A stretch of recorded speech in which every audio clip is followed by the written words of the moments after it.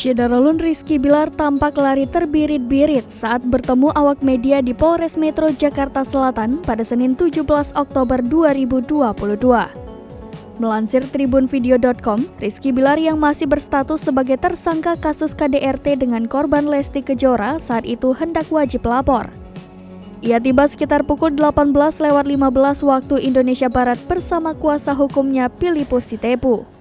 Anehnya, Rizky Bilar tiba secara terpisah dengan kuasa hukumnya. Filipus, kuasa hukum Bilar, masuk melalui pintu depan Polres Metro Jakarta Selatan, sedangkan Rizky Bilar masuk lewat pintu samping.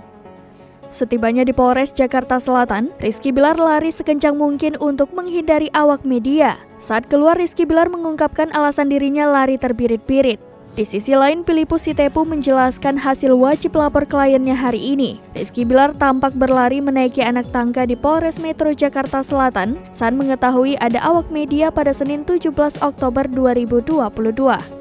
Sebelumnya, kepolisian mengabulkan permohonan penangguhan masa tahanan Rizky Bilar. Lesti Kejora, sang istri, salah satu yang menjamin. Untuk diketahui, Rizky Bilar sampai saat ini masih berstatus sebagai tersangka KDRT, meski Lesti Kejora sudah mencabut laporannya. Makanya, ia dikenakan wajib lapor.